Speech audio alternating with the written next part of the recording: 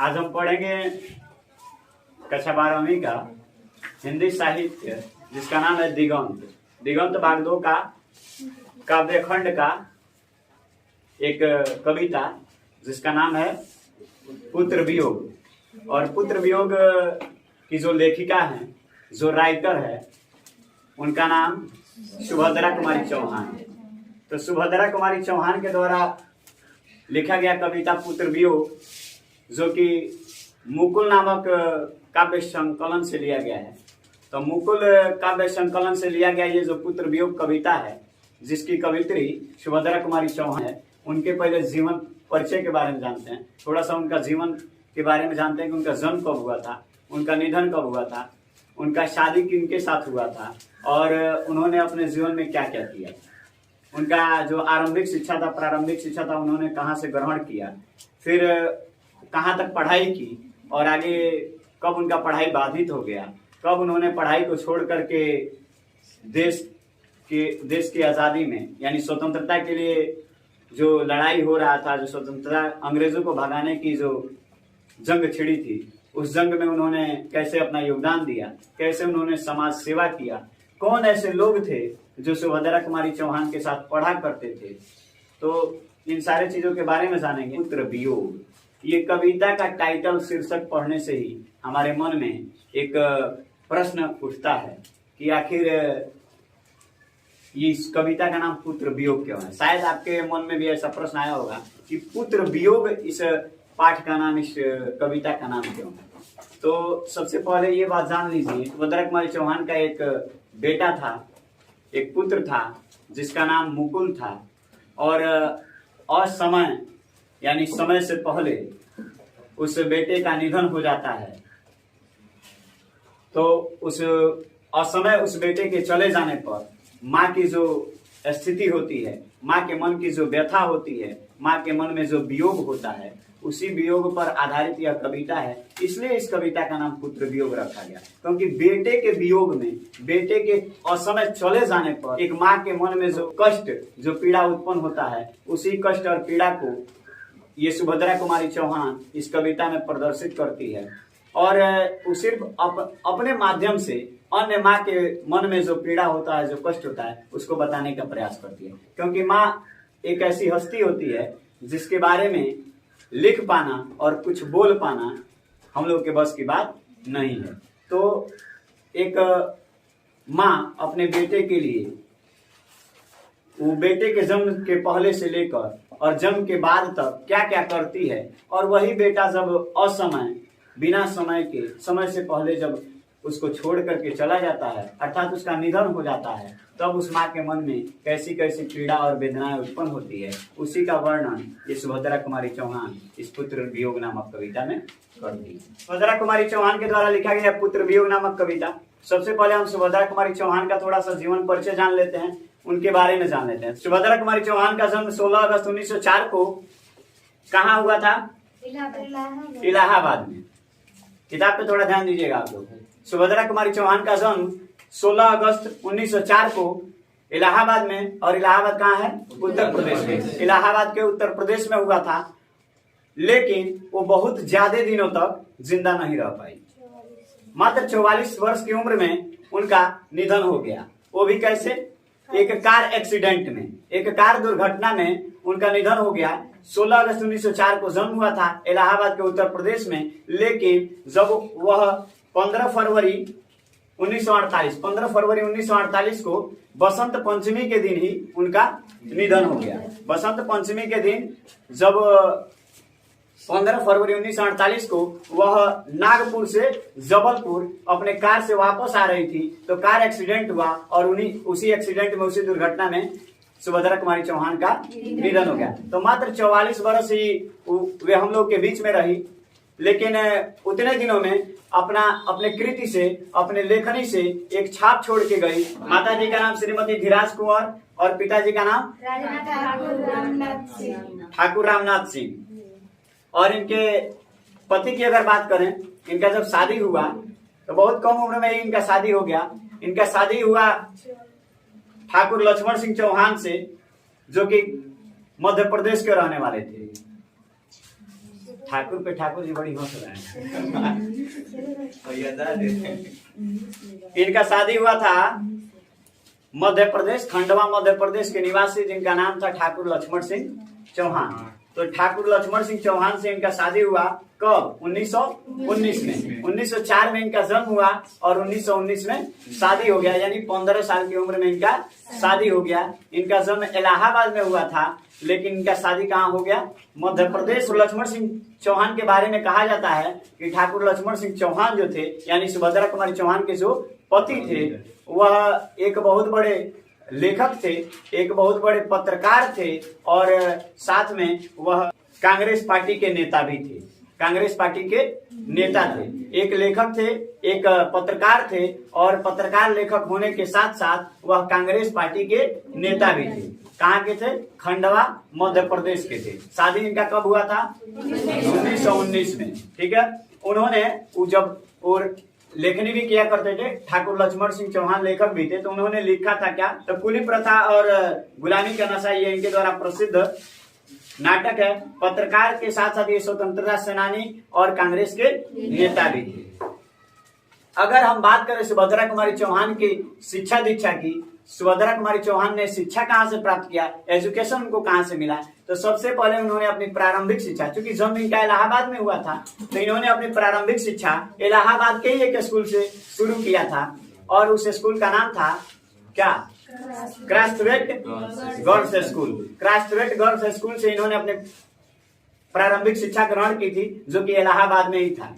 तो Crosthwaite girls school Allahabad से इन्होंने प्रारंभिक शिक्षा ग्रहण की। उसी स्कूल में एक प्रसिद्ध कवित्री महादेवी वर्मा, चूंकि मैंने आपको स्टार्टिंग में ही बताया कि इनके स्कूली लाइफ में, यानी कि जब ये पढ़ाई कर रही थी, इनका जब ये शिक्षा ग्रहण कर रही थी, तो उस समय किन किन लोगों से इनका मुलाकात हुआ था? तो एक प्रसिद्ध कवित्री जिनका नाम आप सब लोग जानते हैं, महादेवी वर्मा।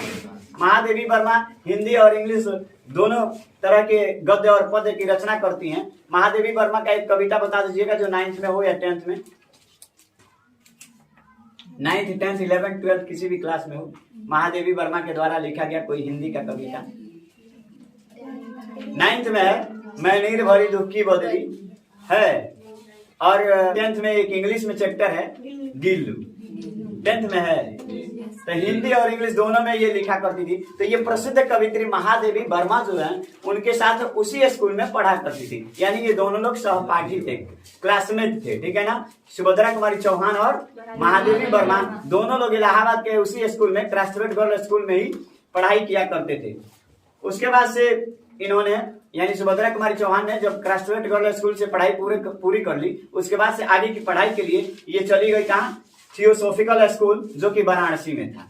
8 तक की पढ़ाई इन्होंने क्रास्थवेट गर्ल स्कूल इलाहाबाद में किया। उसके बाद आगे 9वीं की पढ़ाई के लिए ये 9वीं जाकर के वाराणसी में एक स्कूल था जिसका नाम था थियोसॉफिकल स्कूल, जो कि बनारस में था, वाराणसी में था। वहां पे जाकर के इन्होंने 9वीं कक्षा में अपना एडमिशन करा लिया। लेकिन दुर्भाग्य कहें या सौभाग्य कि ये 9वीं कक्षा में सिर्फ एडमिशन ही करा पाई, आगे की पढ़ाई नहीं कर पाई। 9वीं कक्षा में एडमिशन कराने के बाद, 9वीं कक्षा में नामांकन कराने के बाद ये अपनी पढ़ाई को बीच में ही अधूरा छोड़ करके, और गांधी जी के द्वारा चलाया जा रहा था उस समय 1920 में असहयोग आंदोलन, और ये सुभद्रा कुमारी चौहान अपनी 9वीं कक्षा में केवल नामांकन ही करा पाई और 9वीं कक्षा में अपनी पढ़ाई को अधूरी छोड़ करके वह गांधी जी के द्वारा चलाए गए असहयोग आंदोलन में कूद पड़ी, भाग ले ली और पढ़ाई वहां पे उनका अधूरा रह गया। तो 9वीं कक्षा से पढ़ाई छोड़ करके असहयोग आंदोलन में भाग लेना और देश के लिए और इस समाज के लिए अनेकों योगदान उन्होंने दिया।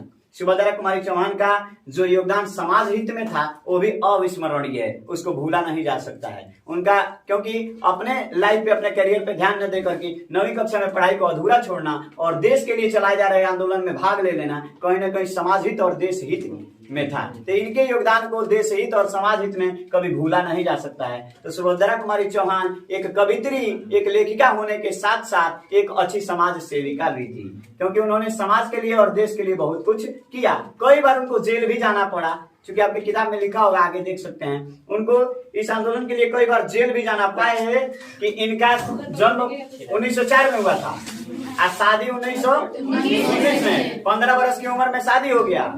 और 1920 में जब गांधी जी ने असहयोग आंदोलन शुरू किया तो ये 9वीं में पढ़ाई छोड़ करके ही असहयोग आंदोलन में भाग ले ली और देश के लिए समाज के लिए कुछ करने लगी। और उसके वजह से उनको कई बार अंग्रेजी हुकूमत ने उनको, ब्रिटिश गवर्नमेंट ने उनको जेल में भी डाल दिया, क्योंकि उस समय अंग्रेजों का ही शासन था। क्यों हमें आजादी तो 1947 में न मिली, तो उसके पहले अंग्रेजों का, ब्रिटिश गवर्नमेंट का हुकूमत था, उन लोगों ने कई बार उनको जेल में भी डाला।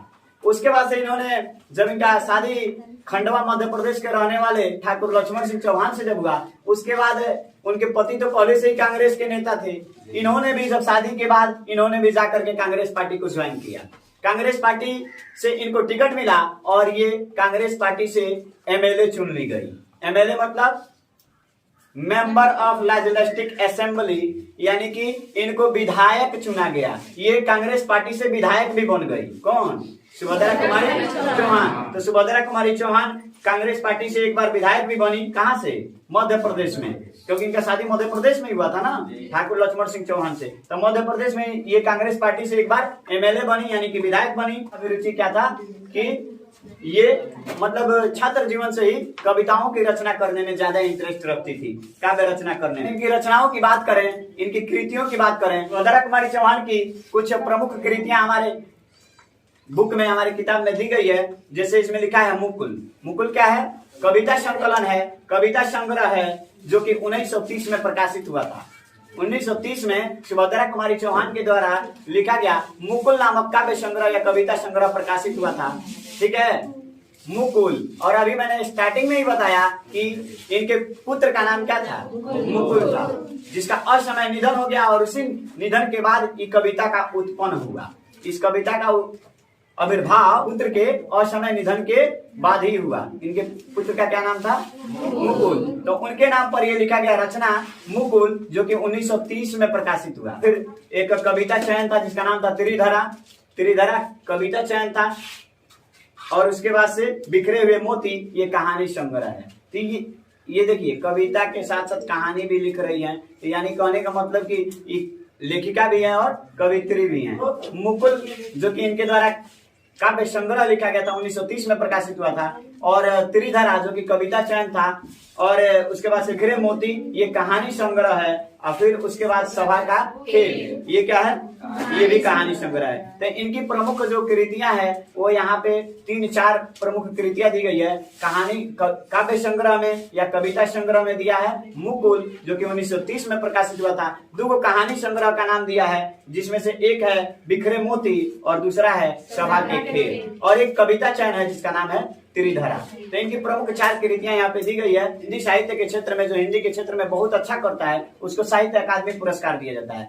इनको 1930 में जो इनका मुकुल नामक काव्य संग्रह रचना था, उस रचना पर सुभद्रा कुमारी चौहान को हिंदी साहित्य का शेखसरिया पुरस्कार प्राप्त हुआ था। सुभद्रा कुमारी चौहान की एक बेटी है जिनका नाम सुधा चौहान। मिला तेज से तेज जो किताब है, उसमें सुधा चौहान ने अपनी माँ यानी कि सुभद्रा कुमारी चौहान के पूरे जीवन का चित्रण किया है। सभी चीजों को देख करके, राष्ट्र प्रेम को देख करके, उनके सम्मान में उनके नाम पर एक जहाज चलाया गया और फिर उस डाक विभाग के द्वारा उनके नाम पर 25 पैसे का डाक टिकट भी जारी हुआ।